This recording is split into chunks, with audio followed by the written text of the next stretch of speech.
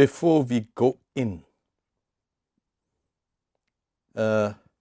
this class will be a recap of the last class, that's the 7th, and it is also the 8th of the series. The reason being, we had some technical difficulties the last time and it wasn't recorded. So this gives me an opportunity, and you as well, to kind of go through the last class. I hope some of the salient points have been noted by you, but this will kind of refresh your memory. We'll go through it quickly and then step into the main topic. And that's the reason why it's titled both 7 and 8, Unpacking Yoga, Teachings and Practices 7 and 8.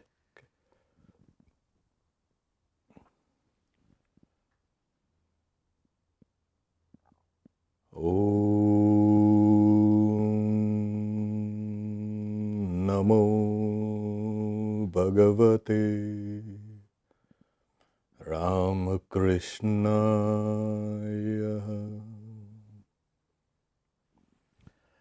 Om. Salutations to Bhagavan Ramakrishna. We had spoken about the necessity of keeping still in meditation and not plunging into it immediately. We are, I know, in a tearing hurry all through the day, and we rush through things.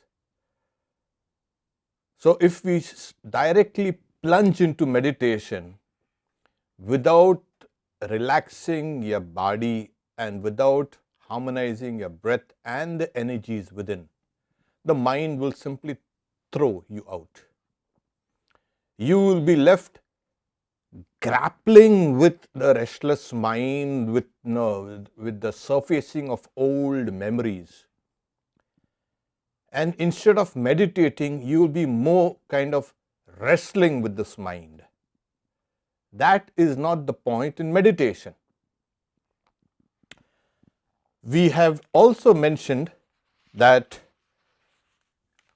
we need to be still and mindful. And we saw that once we are mindful of our self, right now, your physical existence is what dominates your consciousness. And we need to graduate from here into more subtle and subtle layers of your consciousness. So the best way to eliminate this dominance of your consciousness by your body is to remain perfectly still, balanced, poised, and at rest. And then the next step is you can switch your awareness from the body to your breath. And we had done something called the mindful breathing. This is important because it is seen that you can switch your awareness, which is single and one, from one point to another. We will later on take up these exercises where you can actually see that when you switch your awareness to another point or another subject, you forget the previous or the first subject. And then we had seen then mindful breathing is the starting point of all meditative practices. Okay.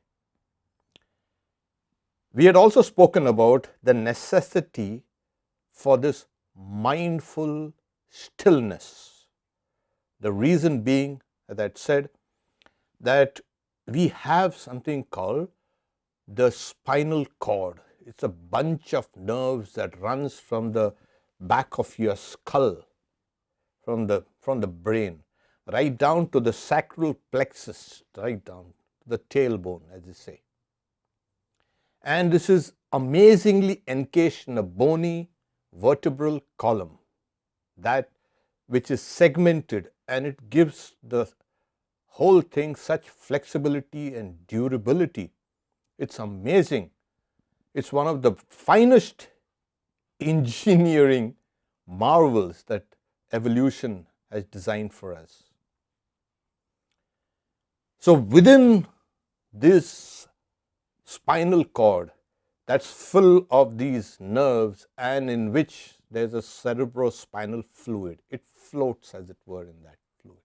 So, and we had seen that there are various plexuses, like the cervical and the brachial and the solar and the lumbar and the sacral plexuses.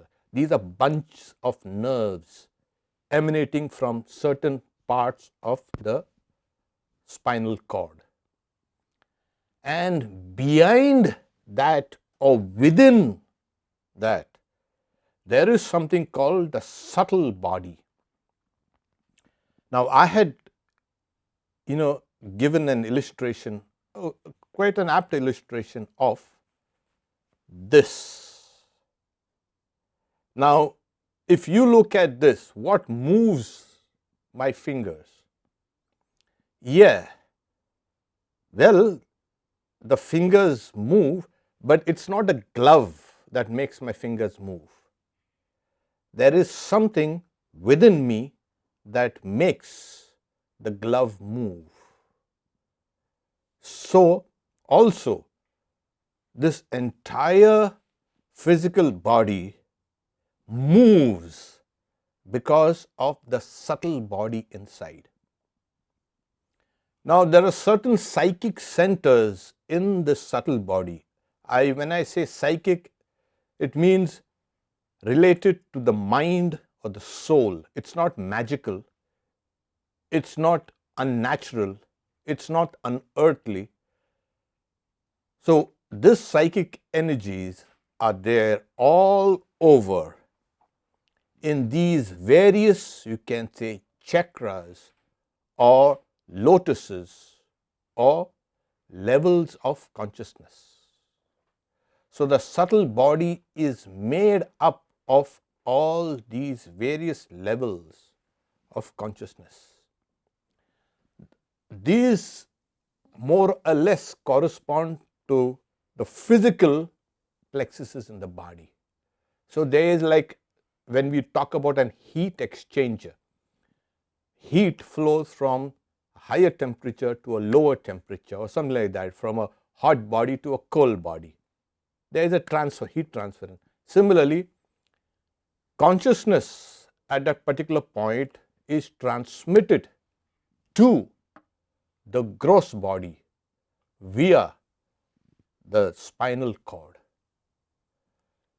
So, in the spinal cord, there are these bunches of nerves, but in the subtle body, there is one huge nerve called, according to its function, the Ida and the Pingala. It runs up and down from your brain right down to the sacral plexus, and it diffuses this energy. So, it enlivens the body, it brings life to all your activities. Everything is possible because of this centers of consciousness distributing its powers to the gross body. If it leaves, the body is just a corpse, it's nothing. Always remember the analogy of a glove.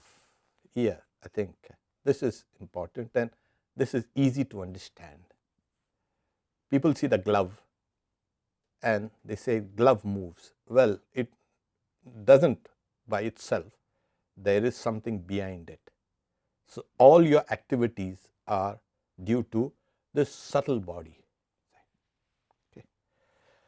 Now, when we talk about the subtle body, we have also to identify, as we progress in these classes, we will teach you how to identify yourself with the subtle body than with the gross body. I think this is a major step into countering restlessness and torpor and the various, you can say, obstructions to meditation. So, we have something called the mindfulness. We are going to extend this mindfulness from the body to the breath, and now the third step is to have the mindfulness about the contents of the mind. And then the fourth level is to become mindful of the mind itself. We had spoken about, in Tibetan Buddhism, we have two layers of the mind called the wisdom mind and the monkey mind.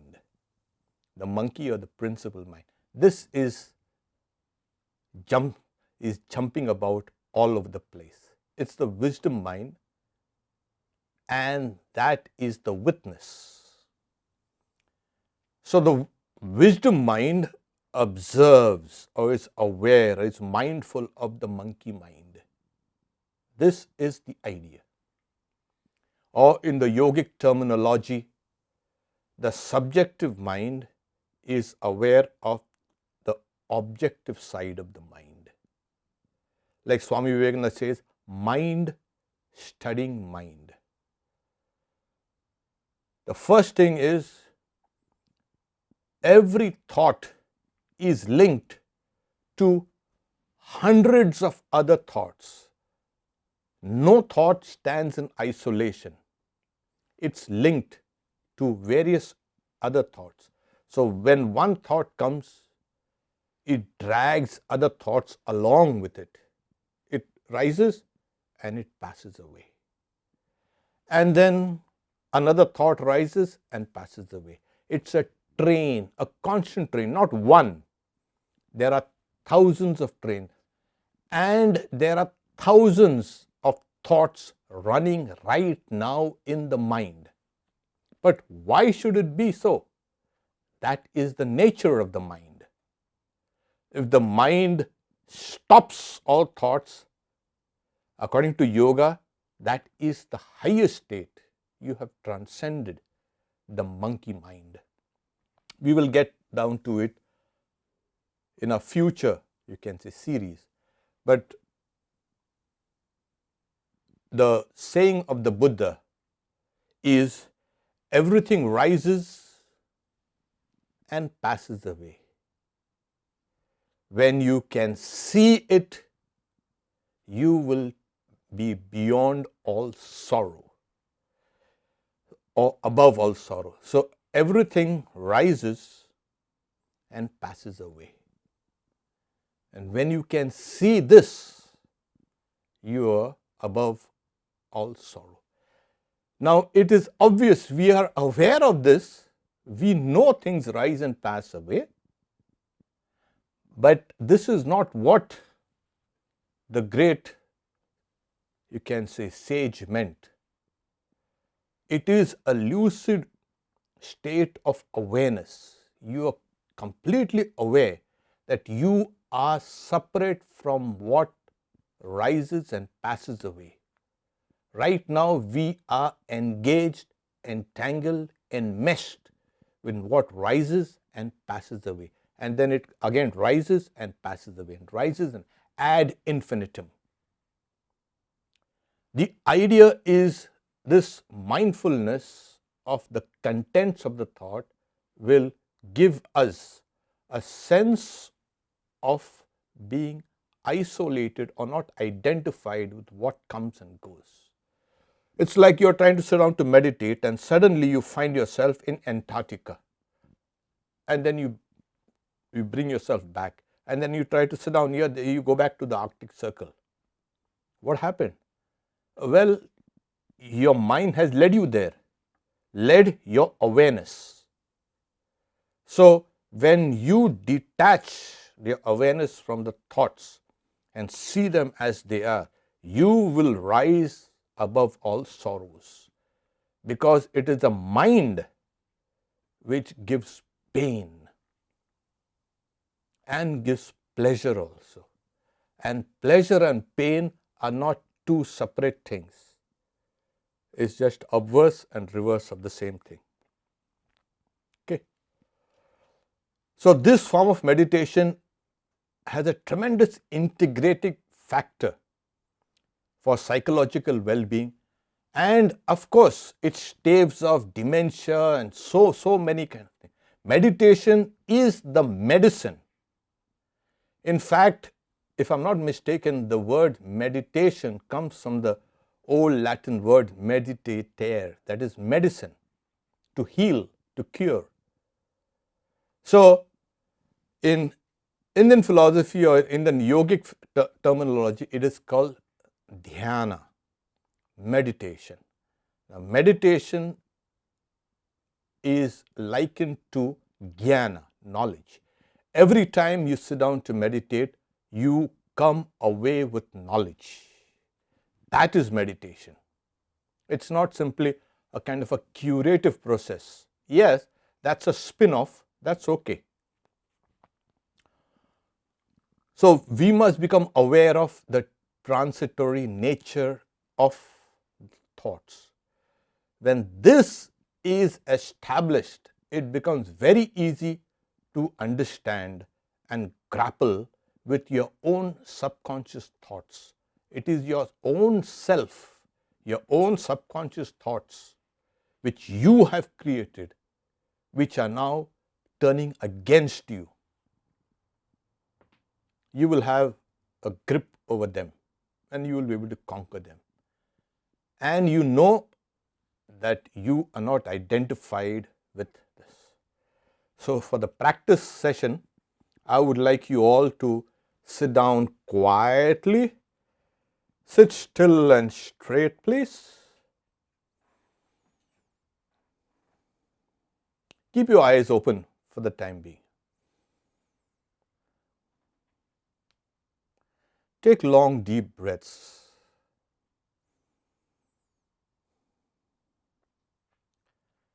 And when you're taking long, deep breaths, remember you are using just the diaphragm, your stomach, to push out and pull in the diaphragm, and that helps you breathe. Become aware of the movement of your diaphragm here. That's around the top of your liver and everywhere around here.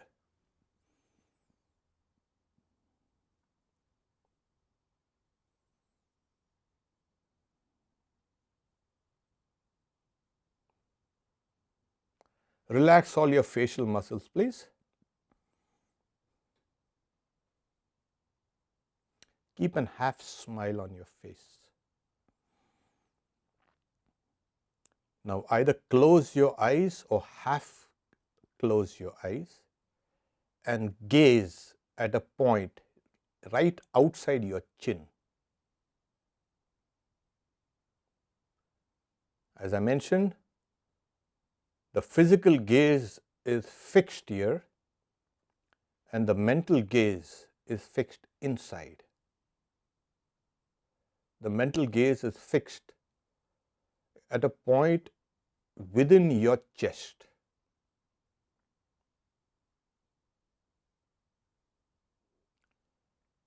Try to fix a point in the center of your chest, a mental, you can say, blob of golden light.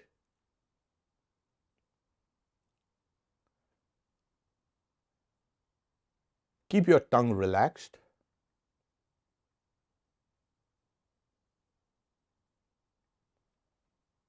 Now become aware of your self, the body.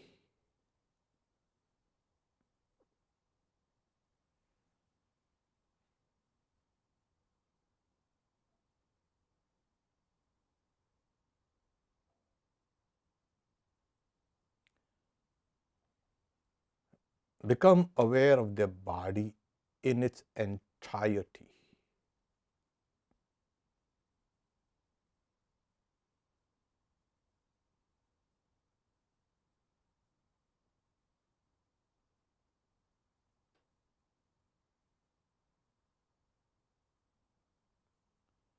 Now just become aware of your diaphragm rising and falling.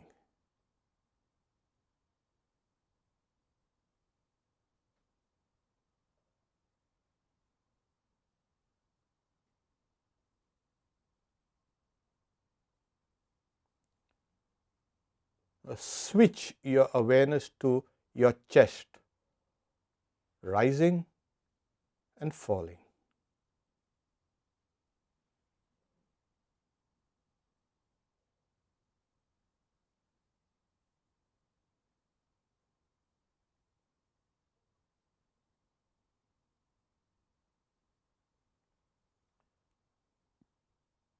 Become aware of the breath in your throat.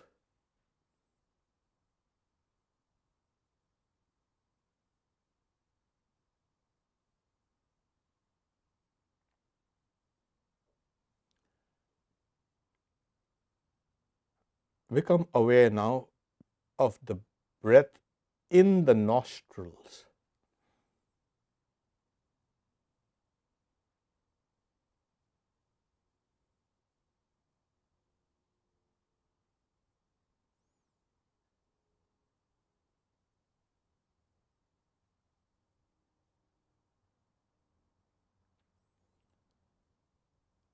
Become aware of the screen of your mind, like you're watching a television screen. Let thoughts come and go. Don't hold them. Just be a witness.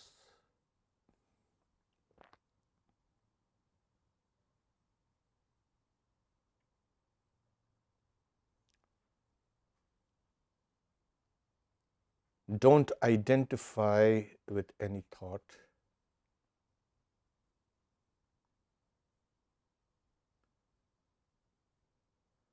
Is it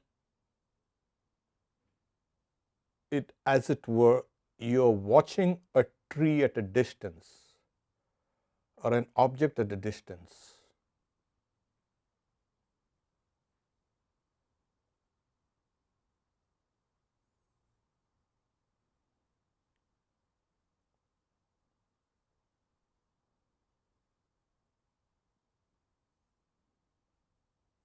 Okay, we will take a long deep breath. Wriggle your fingers, please, and come back down here. I think this, though done in brief, are the simple steps towards getting deeper and deeper within. Okay. This being said, let's go to the second part, the 8th section of this talk. Now, as we know, we are talking about observer, the person, the subject, you as observing thought. Many people are trying to concentrate their mind, and the mind is whipped by external signals or sensations or internal memories from the subconscious mind. So this external mind, the monkey mind, is constantly gripped by two forces: the data that's coming from outside and the data that's coming from inside, from the body as well as from the subconscious mind. People neglect the concentrator. They are interested in concentration. Yes, that's important. But the person who meditates, that person is actually more important than the processes of meditation. As I mentioned before, we have to identify ourselves with a subtle body, or think of yourself as a soul. Let me give you an example. Suppose I ask somebody, where do you live? I live in Seattle. The moment the person says, I live in Seattle, everything about Seattle does not rise spontaneously in our minds. What arises is, yes, my house or my office or my work or something like that. Nothing about its long history and its various activities, and there are innumerable things that are happening in Seattle. Nothing flashes in our mind. Your house or your place of work is like the center, and there are concentric circles of the city, and the city is in the state, and the state is within the country, and there are millions and millions of things around Seattle, within Seattle, that doesn't flash at all in our minds. When I say Seattle, you'll have to take a while for your consciousness to expand. Similarly, when we sit down to meditate, what happens is we are concentrating just on our body, but we don't understand that there is a larger area called the world of the mind, within and also without, outside. Yes. And in this mind, there are various layers. And as you get to the rarefied limits of this mind, there is something called a spiritual mind, the world of bhava, the world of the spirit. So there is a concentric circles and circles and circles and circles where your body is in the center. We are just aware of the center. We are not aware of all the various circles around us of the mind, of the spiritual mind. There are vaster and vaster worlds out there. This world, of course, is very vast. It is vast. But these worlds, the subtle worlds, are even more vaster. So when you sit down to meditate, what happens is you've got to think of yourself as vast. The old Mr. and Miss so and so sitting down to meditate, that has to be dispensed with. It has to be given up. You have to think of yourself as either a subtle body or a soul or just light, golden light, or a child of God or a part of God, whatever you like, but the old identity has to be replaced. If this is not done, you will not progress in meditation. You cannot meditate as Mr. So and so and think that I will reach the goal of yoga. Sorry, it has never happened before. There is always an inner transformation done first by the correct perception of yourself as beyond, vaster, and more greater than your body. Your identity is not just limited here. And later on you will find you are growing and growing and growing. So think of yourself as a soul who is meditating. And you are meditating on the Supreme Soul. This is the best attitude for meditation. Don't take your baggage. Some of the baggages should have been dropped long time back, but we cling to it and say, this is me, this is mine. Let it go. Meditation makes you free. And every time you meditate, you should become more and more free because you're giving up all that old baggage. You're transforming yourself. You're creating yourself anew. Rather, I would say you are renewing your old identity, your original identity. This transformation can come also through karma yoga, through the yoga of devotion through prayers, and this is the bedrock, the second bedrock of meditation. You must think of yourself as a soul that is meditating on the Supreme Soul. If this is clear, I think then we can now have a short practice session. Okay. Once again, sit quietly, please, and sit straight. Keep your head, neck, and body in a straight line. Close your eyes, or half close your eyes. Relax all your facial muscles. Gaze at the point just outside your chin.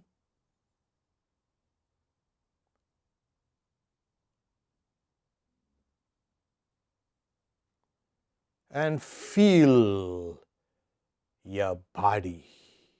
Yes, feel your body. Become aware of your body, your entirety.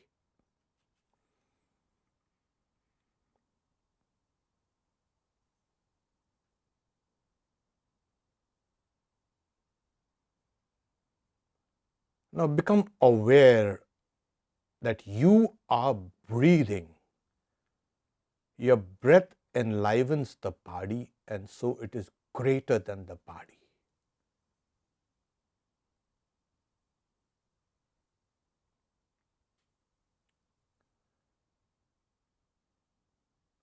You are aware of your breath, and so your awareness is greater than your breath.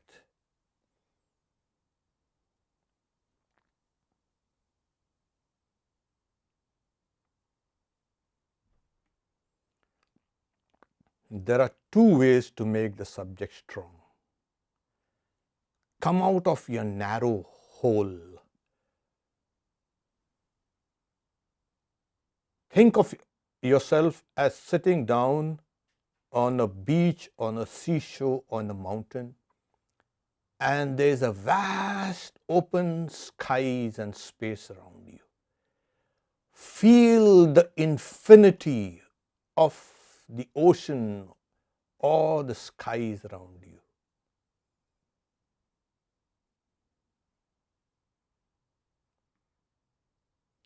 Feel yourself expand.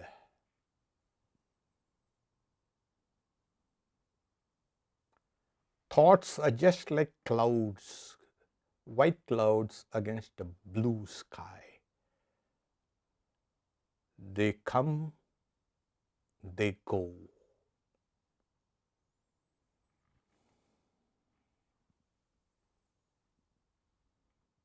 See that vastness outside. Feel that vast space outside. It is immense. And yet you are aware of the entirety.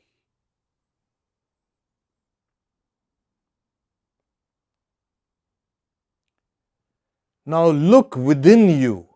Feel your whole body as suffused with light. Your whole body is full of golden light.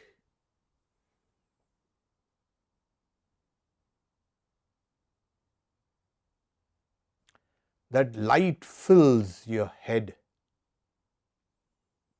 neck, shoulders, your torso, your hands,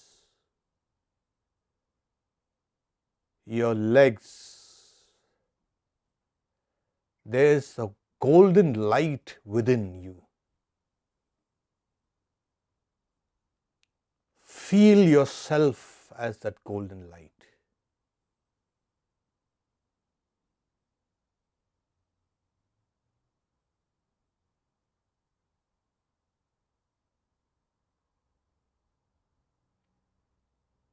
This is the light of the soul.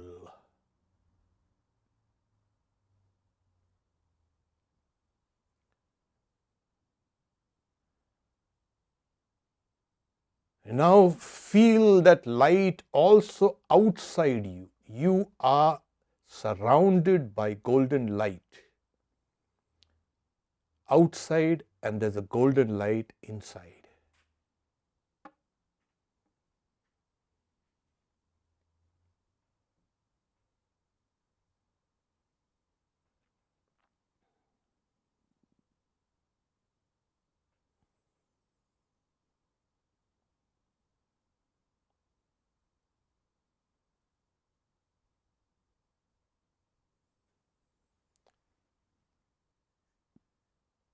Om. Okay, we come back down to our old self. Every time you try to practice this, it's going to be transformative. You are rebuilding yourself into a new person, a new personality, the personality which is spiritual. Your old physical identity will be just like this covering. You know the reality behind the covering. This is the subtle spiritual being. You're going to identify with this, not with this. So you get the idea. We stop here for today. And there's the first question. Just before one goes to sleep, their minds come under the influence of tamas. At the point the mind is at its weakest state and becomes vulnerable to tamasic tanmatras, just as the fisherwoman in the parable need the stench of dead fish to fall asleep. How to avoid that? Well, it's simple. Make the mind pure, sattvic. So there you're talking about the dark layer of the mind, which is torpor, sloth, jealousy, hatred, and all the things that are negative to spiritual life and to human life. That's the dark side.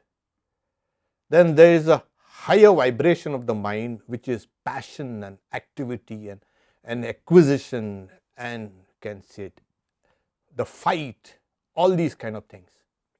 Then there is a calm state of mind, which is peaceful, it's luminous, it's called the sattva. So sattva, rajas and tamas, it is given different colors symbolically. So white, red of passion, white of purity, red of passions and activity, and the dark, the sloth, the you can say everything that languorous, everything that's ignorance, everything that covers knowledge.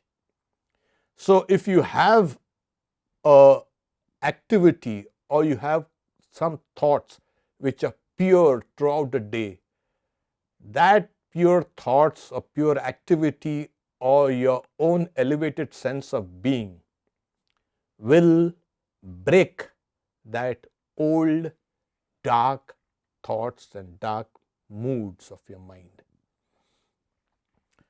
So it can be counteracted.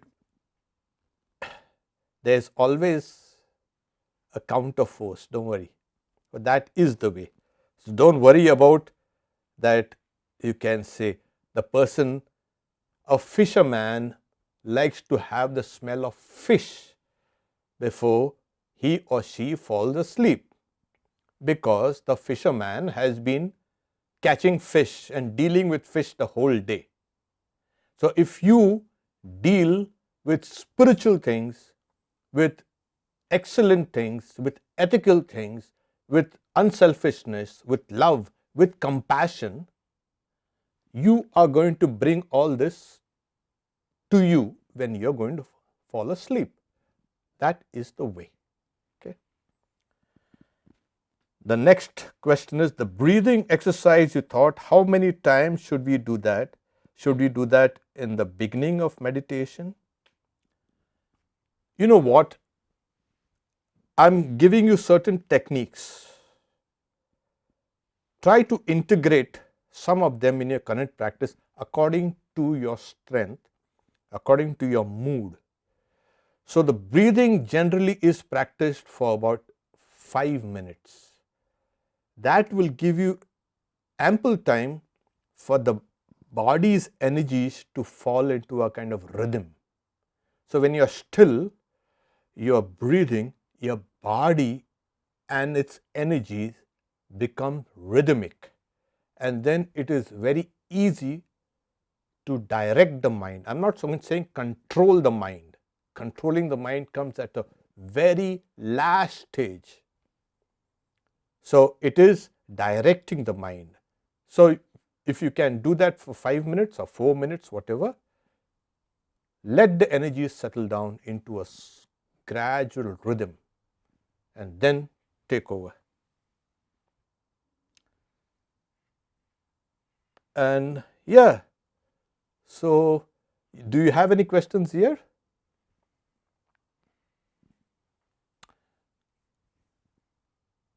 There was one question from the previous session. It was, suppose I see thoughts rise and pass away. Suppose these are thoughts of your ideal or the object of your meditation, a god or a goddess or a symbol. What should I do? Again, let it rise and let it pass. And if you are blissful about it, be blissful about it. So this is the idea. How long do we see the light expanding before we start japa? Feel the light surrounding you and within you and do japa.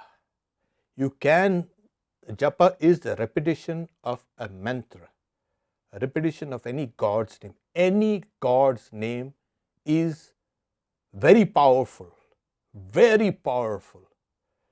So feel yourself as if you are in a kind of bathed in a room full of light, or the light surrounding you. There's a kind of huge halo. And it's not an imagination, because later on you will find yourself that there is an aura around you and also within you. You will be clearly seeing this great light around you. We'll speak about the aura some other time. So in that, you're bathed in that light and you are repeating the name of God. That's very powerful.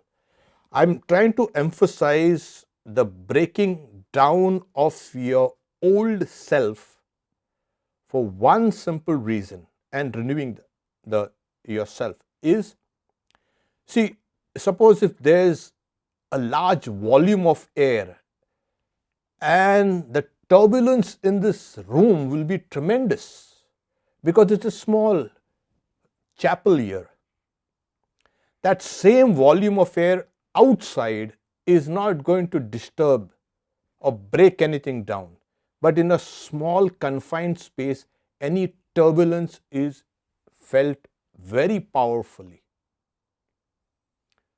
For example, you're sitting in a kind of, there's a huge, you can see, tornado is coming, and you can see what's the effects. So similarly, when the person, the ego is small, there is a great turbulence within that person. When that same ego has expanded, the turbulence of the mind is much less. It is much more calm and stable. So this is why meditation or spiritual life will progress quickly. Because right now, I don't want you to grapple with the mind, because you're going to just simply waste a lot of your time and energy into something which cannot be brought under your control right now. Just impossible. Just kind of, so we'll need to focus our attention on the subject who meditates. The meditator is important than the object of meditation and the processes. So the moment the subject changes, your perception of yourself and the world also will change.